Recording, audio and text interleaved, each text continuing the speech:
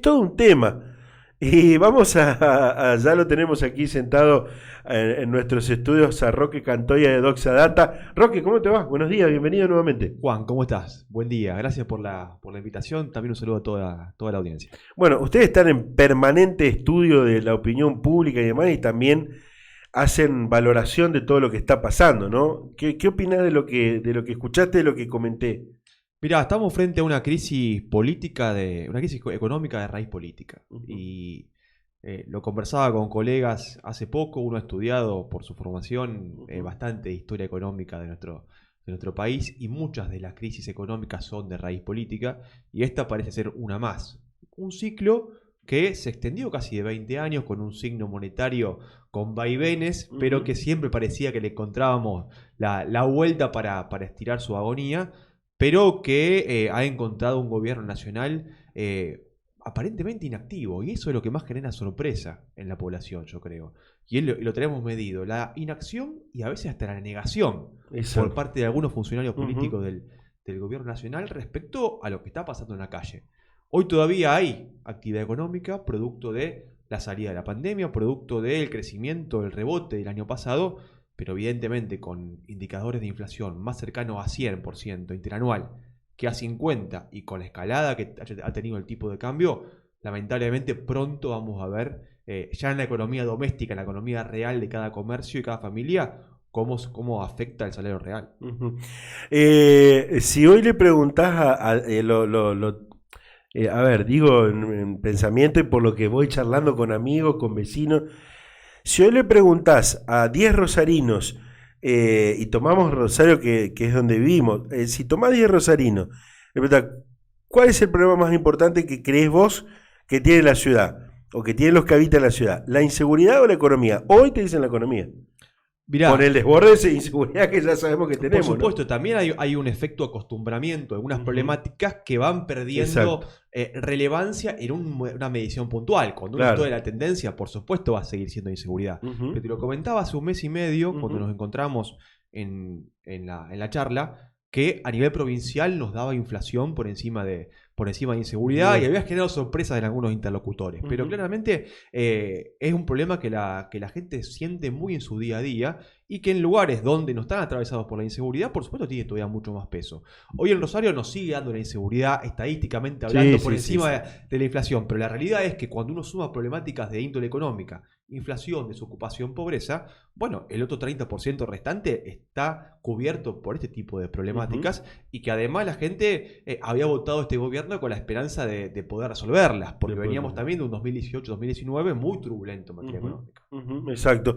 Bueno, tenemos para mostrar el último estudio de Doxa Data, porque, bueno, vamos a tratar, vos me dirás, Roque ya es un amigo del programa, así que es como parte del programa, y nos trae los informes de la consultora todos los meses.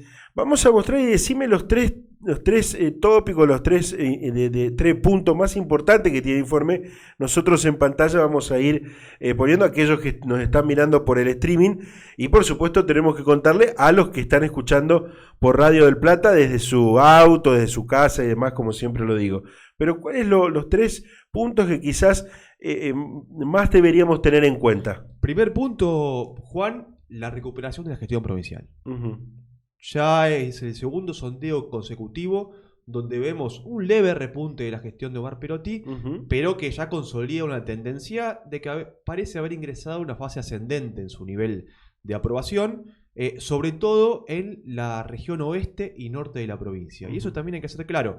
El peor lugar donde está la gestión provincial es en Rosario, es en Villa Gobernador Galvez, es en el Gran Rosario, en menor medida también Ciudad de Santa Fe, pero vemos que hay un público norteño y un público del oeste donde proviene justamente el gobernador, donde ya incluso lo vemos con diferencial positivo, es decir, un nivel de aprobación que supera al nivel de desaprobación, y nos marca también que cada vez está más desanclada la evaluación de la gestión provincial de lo que es, con todos esos condimentos que vos comentabas antes, la gestión nacional. La gestión nacional. Bueno, ahí estamos viendo la pita. Quiero hacer un paréntesis y agregar a tu comentario. No nos olvidemos que dijiste región oeste y región norte. En el oeste, Rafaela, la ciudad más grande, gobernada por el justicialismo con Luis Castellano. En el norte, Reconquista, la ciudad más grande, gobernada por Amadeo Vallejos, del peronismo también, y muy aliados a Perotti. Sí. Quiero agregarte. Sí, no es casualidad. No es casualidad. No es casualidad y complementa el análisis. Y también atravesados por estas problemáticas. No se sufre tanto el tema de inseguridad y está más vinculado a cuestiones económicas, donde la asignación de responsabilidades focaliza principalmente en el gobierno nacional y ahí el gobierno provincial logra desacoplarse de esa crítica, al menos por ahora. Luego sabemos que si la crisis se intensifica y llegamos a un estado terminal, todas las gestiones van a pagar un poco el pato de la boda. Seguro. Y nadie va a quedar exento. Pero lo que vemos es un gobierno provincial que luego de un 2021 bastante dificultoso en términos del nivel de aprobación de la gestión, terminó las elecciones, la derrota electoral de noviembre pasado, y ha transitado un proceso de recuperación que, siendo este año preelectoral y anticipándonos al cronograma del año que viene, bueno, lo puede encontrar quizás con mejores herramientas que las que tuvo en 2021.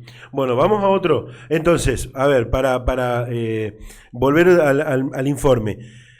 ¿Mejor la gestión Perotti, igual o peor a la baja la gestión de Fernández en la idea de la gente, ¿no? Así es. Estabilizada la gestión de Fernández en torno a 30 puntos nivel de aprobación.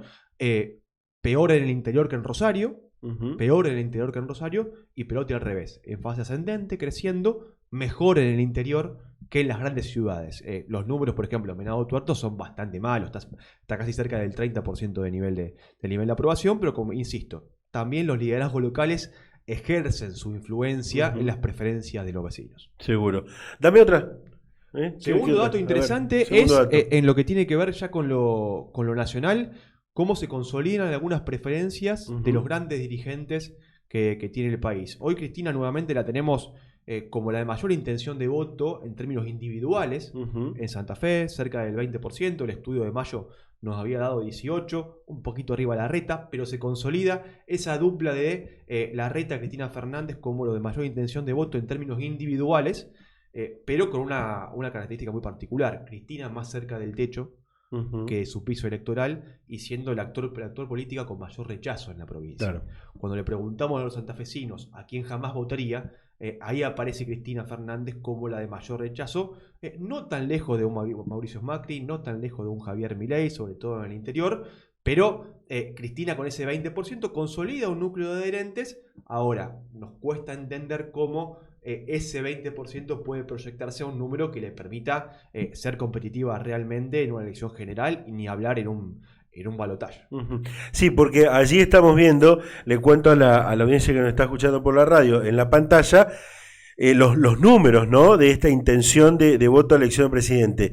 Y mide Cristina casi a un 20%, 19,2 precisamente, y el segundo mejor instalado en este informe es Fernández con 6 puntos.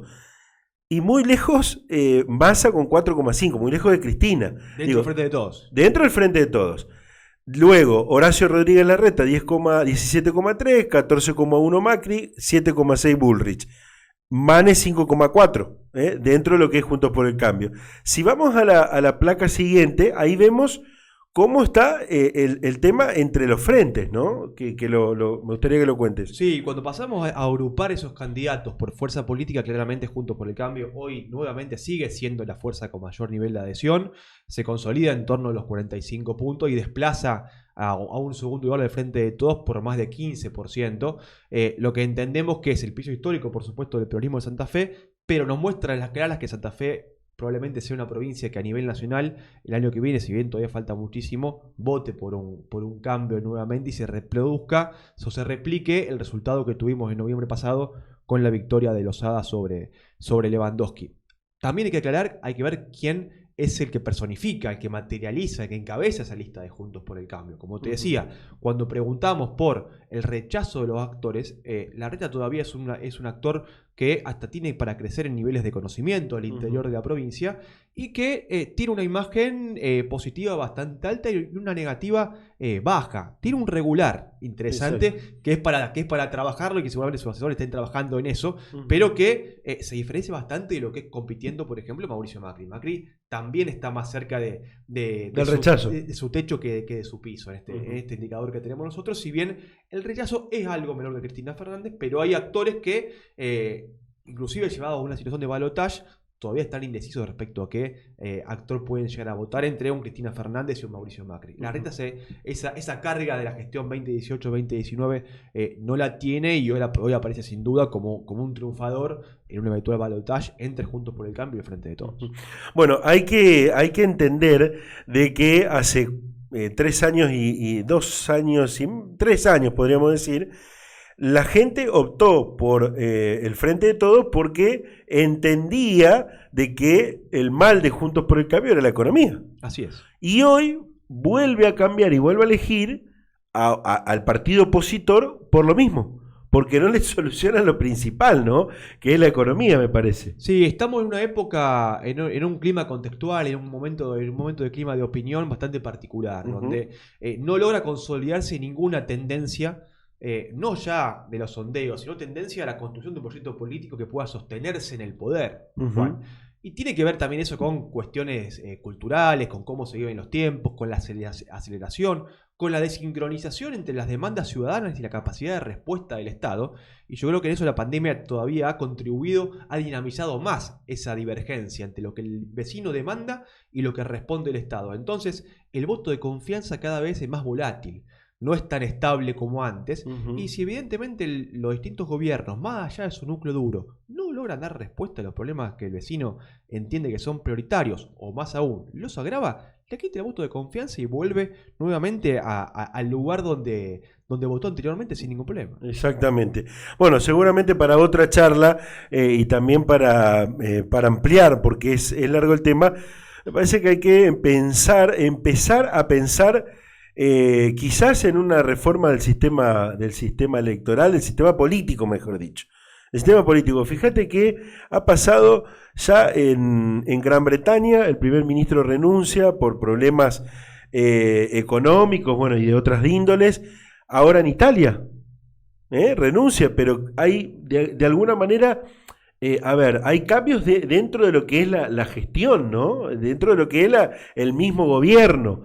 Y acá tenés que esperar 4 años. Sí, sí. Hay un concepto muy interesante que sin entrar en ponernos técnicos, que se llama el de aceleracionismo social, que tiene que ver con cómo se aceleró el ritmo de vida y cómo van alterándose las preferencias de los vecinos. Y lo asocian los sociólogos, los estudiosos, a la pérdida de las referencias partidarias, las referencias de lo que eran las etapas de la vida hace 20, 30 o 50 años, las referencias ideológicas entre un obrero y un empresario que hoy no son tan marcadas, y vemos cómo fenómenos como el de Milei permean distintos extractos sociales y distintos niveles de estudio, distintas ocupaciones. Bueno, todos estos fenómenos sociales y culturales alteran la forma en que los vecinos y los ciudadanos buscan sus referencias políticas. Y si los tiempos no se ajustan a sus demandas, bueno, tienen el instrumento de la urna para cambiarlo nuevamente. Y eso es lo que vemos en nuestro país, pero también lo vemos en América Latina, con cambios bruscos que se producen, por ejemplo el de Brasil, pero aparentemente nuevamente este año tendremos un triunfo de Lula sobre Bolsonaro. De la izquierda. Entonces, no hay un cambio a la izquierda y no hay un cambio a la derecha, hay un cambio. Exacto. Que cada país adopta la forma particular. Roque, estoy ansioso, pero y nos quedan 3 minutitos para charlar, porque ya tenemos otro invitado también. Hoy tenemos un día, y quiero que vengas con más tiempo a visitarnos. La semana que viene te vamos a invitar. Dale. O en realidad no, ya estás invitado. Y charlamos de otras cuestiones también. Pero estoy ansioso que me cuentes si midieron a los candidatos de aquí. Sí, por supuesto. Medimos intención de voto gobernador, medimos también lo que denominamos la intensidad de la intención de voto. Esto es el piso, el techo y el rechazo de algunos actores políticos importantes, como el gobernador Perotti, como Miguel Estelcel, que salió en estas últimas semanas nuevamente con una potencial candidatura el año que viene, hasta inclusive del ex gobernador Antonio Bonfatti. Lo que tenemos es un escenario muy parecido al de mayo, nuevamente un primer sector compuesto por Puyaro, por Lewandowski y por Lozada, que están entre 12 y 13 puntos de intención de voto, con dificultades para perforar ese techo al día de hoy. Y luego un segundo pelotón donde se ubican otros políticos, como puede ser Pablo Hapkin, como puede ser Antonio Bonfatti, también la misma Clara García, que consolidan un espacio de lo que hoy es el Frente Progresista, que está en torno a los 15 puntos a nivel provincial. La realidad es que cuando buscamos preguntar respecto a la continuidad o el cambio, en el gobierno provincial, hoy hay un 35% de vecinos de Santa Fe que estarían dispuestos a darle otra oportunidad a un dirigente de 35%. 35%, dirigente del Frente de Todos, y otro 50% que votaría por una opción de la oposición. Pero dentro de las opciones opositoras, la más elegida o la más preferida es un frente más amplio que el Frente Progresista, que incluya especialmente al PRO.